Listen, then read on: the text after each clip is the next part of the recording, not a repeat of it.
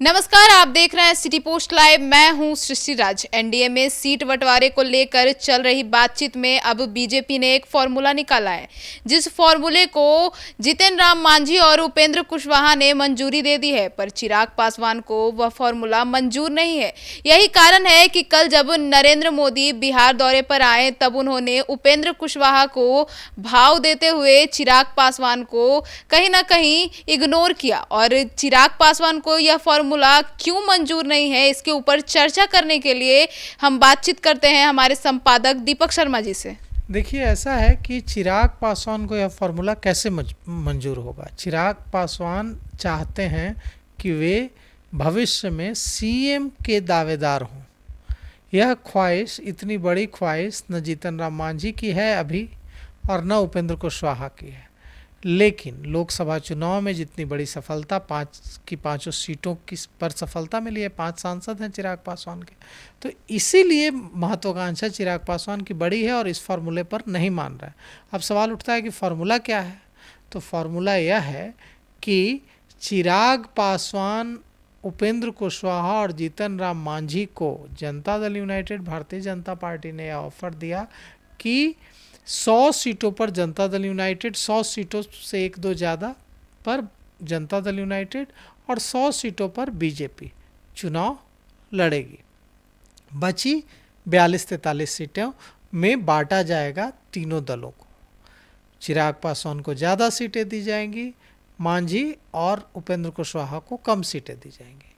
6 से 7 सीटें उपेंद्र कुशवाहा को, 6 से 7 सीटें जीतन राम मांझी को और बची सीटें चिराग पासवान को। तो अब यहाँ पर दिक्कत यह है कि अगर 7-7 भी मानते हैं तो 7-7 14 सीटें चली गई, तो 30 से भी कम सीटें बचती हैं चिराग पासवान के लिए, जो कि चिराग पासवान को मंजूर नहीं है। तो इसका भी एक तोड़ निकाला गया, इसका भी एक फॉर्मूला निकाला गया। चिराग पासवान को, उपेंद्र कुशवाहा को, जीतन राम मांझी को यह कहा गया कि आप ऐसा कीजिए कि कुछ जो हमारे नेता हैं उनको आप अपनी पार्टी के सिंबल पर चुनाव लड़ा लीजिए। आपका सिंबल होगा, आपके प्रत्याशी होंगे, लेकिन आपकी सीटों की संख्या दिखेगी, लेकिन वो नेता होंगे जनता दल यूनाइटेड और भारतीय जनता पार्टी के। अब इस पर उपेंद्र कुशवाहा, जीतन राम मांझी को यह मंजूर है, लेकिन यह फॉर्मूला चिराग पासवान को मंजूर नहीं है। चिराग पासवान चाहते हैं कि उन्हें 40 के आसपास सीटें मिले और 40 से कम सीटों पर वे किसी भी तरह से मानने को तैयार नहीं है। इतना ही नहीं, वो इसके लिए भी तैयार नहीं है कि उनकी पार्टी के सिंबल पर जदयू और बीजेपी के नेता चुनाव लड़े। वे चाहते हैं कि उनकी जो पार्टी को सीटें मिले, उन सारी सीटों पर लोजपा, रामविलास पार्टी के उम्मीदवार हों। अब जीतन राम मांझी के साथ सबसे बड़ी दिक्कत यह है कि जीतन राम मांझी चाहते हैं कि उनके कम से कम 8 विधायक चुनकर आएँ, क्योंकि अगर 8 से कम उनके विधायक इस बार चुनाव जीत कर आते हैं तो उनकी पार्टी जो हम है उसका क्षेत्रीय दल का जो दर्जा है वो खत्म हो जाएगा। तो हम पार्टी का क्षेत्रीय दल का दर्जा बरकरार रखने के लिए ज़रूरी है कि जीतन राम मांझी की पार्टी कम से कम 8 सीटें जीते बिहार विधानसभा चुनाव में। लेकिन यह तभी होगा जब कम से कम 15 सीटें जीतन राम मांझी की पार्टी को दी जाएंगी, 14 सीटें दी जाएंगी, तभी तो इतनी सीटें जीत पाएंगे वे। ऐसा तो नहीं होगा कि 8 सीटें दी जाएंगी और 8 वे जीत जाएंगे। तो जीतन राम मांझी इसीलिए यह दबाव बना रहे हैं कि उनकी पार्टी के सामने एक बड़ा प्रश्न खड़ा है। अगर उनकी पार्टी को 15 सीटें नहीं दी जाती हैं और वे 8 सीटों पर जीत कर नहीं आते हैं तो उनके क्षेत्रीय दल का दर्जा उनकी पार्टी का छीन सकता है। उपेंद्र कुशवाहा भी 6 से 7 सीटों से कम पर मानने के लिए तैयार नहीं हैं, लेकिन इस पर तैयार हैं कि 1-2 उम्मीदवार वे लड़ा सकते हैं भारतीय जनता पार्टी, जनता दल यूनाइटेड के। लेकिन चिराग पासवान को यह कतई मंजूर नहीं है। चिराग पासवान चाहते हैं कि 40 सीटें उनको मिले और सारे के सारे उम्मीदवार उनकी पार्टी के हों, वे ना किसी भारतीय जनता पार्टी के किसी उम्मीदवार को चुनाव लड़ाने के लिए अपने चुनाव से अपने सिंबल पर तैयार हैं, और ना जदयू के किसी उम्मीदवार को अपने सिंबल पर चुनाव लड़ाने के लिए तैयार हैं। उन्होंने सीटों को भी चिन्हित कर लिया है, जिन सीटों पर उनकी पार्टी दूसरे नंबर पर रही थी और अच्छा प्रदर्शन किया था 2020 में अकेले चुनाव लड़ते हुए, वैसी सीटों की लिस्ट भी बना रखी है उन्होंने, और लिस्ट भी सौंप चुके हैं। लेकिन अब इससे उनके अंदर और भारतीय जनता पार्टी के रिश्ते, उनके और भारतीय जनता पार्टी के जो रिश्ते हैं उसमें भी खटास आने लगा है। क्यों खटास आने लगा है? इसलिए खटास आने लगा है क्योंकि भारतीय जनता पार्टी को भी यह लग रहा है कि 40 सीटें चिराग पासवान को दे पाना संभव नहीं है। इसीलिए इस बार जब कल प्रधानमंत्री नरेंद्र मोदी आए थे सिवान, तो आपने देखा होगा मंच पर कि कैसे प्रधानमंत्री नरेंद्र मोदी उपेंद्र कुशवाहा से बातचीत करते देखे गए ज़्यादा, लेकिन चिराग पासवान को उन्होंने पिछली बार की तरह ज़्यादा तवज्जो नहीं दी। पिछली बार ज़्यादा तवज्जो दी थी और उपेंद्र कुशवाहा का नाम तक नहीं लिया था, जिसे लेकर बाद में खबर भी बनी कि प्रधानमंत्री नरेंद्र मोदी ने उपेंद्र कुशवाहा का नाम तक नहीं लिया। लेकिन इस बार उन्होंने उपेंद्र कुशवाहा का नाम ही नहीं लिया, बल्कि उपेंद्र कुशवाहा से बातचीत भी करते देखे गए, उनके कान में कुछ बोलते भी देखे गए, उपेंद्र कुशवाहा से उनकी घुलते मिलते भी देखे गए, जबकि चिराग पासवान से दूर दूर रहे।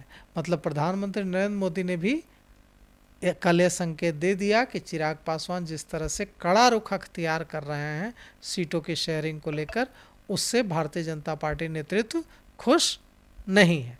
अब देखिए, इस मामले में महागठबंधन में लग रहा था कि ज़्यादा सिर फुटबॉल की स्थिति है सीटों के बंटवारे को लेकर, एनडीए में मामला आसानी से सुलझ जाएगा, लेकिन हो उल्टा रहा है। महागठबंधन में कांग्रेस, आरजेडी और लेफ्ट के बीच बात एकदम सुलझ गई है। सिर्फ मुकेश सहनी नाराज हैं क्योंकि उनकी वो जितनी बड़ी महत्वाकांक्षा दिखा रहे थे वो पूरी होती नहीं दिख रही है। लेकिन महागठबंधन में तो सुलझ रहा है मामला, लेकिन एनडीए में यह सुलझता नहीं दिख रहा है। एनडीए में चिराग पासवान ने एकदम साफ कह दिया, वहाँ हमारे संवाददाता भी थे, कुछ पत्रकारों से बातचीत करते हुए ऑफ द रिकॉर्ड, कि अगर उन्होंने तो कहा कि 50 से अगर कम सीटें मिलेंगी तो हम अकेले चुनाव लड़ेंगे, हमारी पार्टी अकेले चुनाव लड़ेगी। अब इस तरह का मूड बना लिया है चिराग पासवान ने, और चिराग पासवान कई तरह के संकेत भी दे रहे हैं। अब देखिए चिराग पासवान 2020 की तरह कोई बड़ा धमाका करते हैं, क्या करते हैं।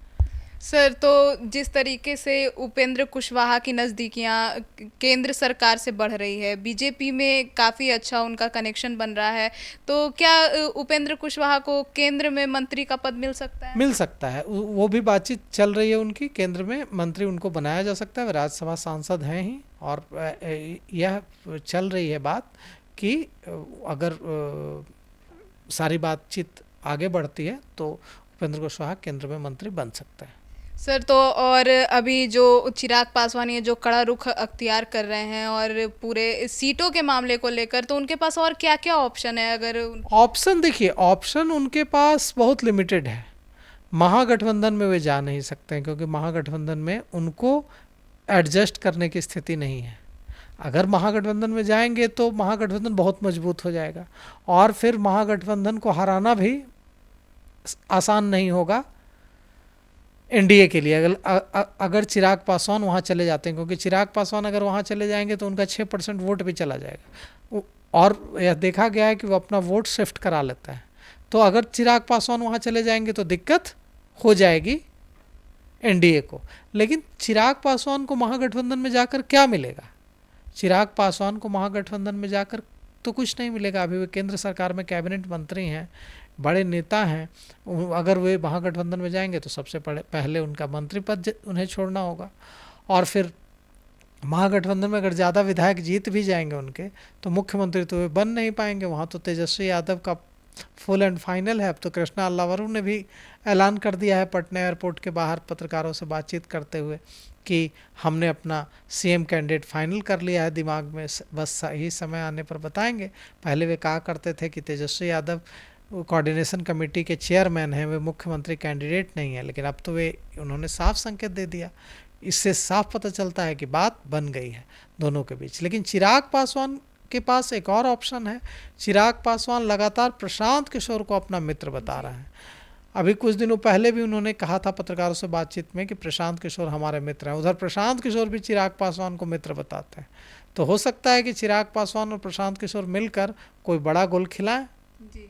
तो प्रशांत किशोर और चिराग पासवान जब साथ आएंगे तो क्या चिराग पासवान को उस वक्त सीएम के चेहरे के रूप में घोषणा की जाएगी उनके? बिल्कुल, अगर चिराग पासवान और प्रशांत किशोर साथ आते हैं, हालांकि अभी तक इस बारे में न प्रशांत किशोर ने कोई ऐलान किया है न चिराग पासवान ने ऐसा कोई ऐलान किया, लेकिन अगर ऐसी स्थिति बन जाती है और चिराग पासवान और प्रशांत किशोर साथ आ जाते हैं तो निश्चित रूप से चिराग पासवान सीएम कैंडिडेट घोषित किए जाएंगे। और ये जो गठबंधन होगा ये बहुत ही अभी जो प्रशांत किशोर की ताकत एक तीसरी शक्ति की मानी जा रही है, फिर इस रूप में देखा जाएगा कि 3 गठबंधन है और तीनों गठबंधन के बीच नेक टू नेक फाइट है। तो सुना आपने कि कैसे चिराग पासवान लगातार अपनी नाराजगी लोगों के सामने और मीडिया से बातचीत के दौरान और अपने गठबंधन में भी बता रहे हैं कि उन्हें यह सीट फॉर्मूला मंजूर नहीं है। अब देखना यह होगा कि आगे इस पर बीजेपी और जो एनडीए गठबंधन है वो क्या निर्णय लेती है और चिराग पासवान इस पर हामी भरते हैं या नहीं, या फिर चिराग पासवान दूसरे विकल्प की ओर जाते हैं। इस पूरे मामले पर आपकी क्या राय है ये हमें कमेंट सेक्शन में जरूर बताएं। तो फिलहाल इस खबर में इतना ही। आगे की खबरों के लिए देखते रहिए सिटी पोस्ट लाइव। धन्यवाद।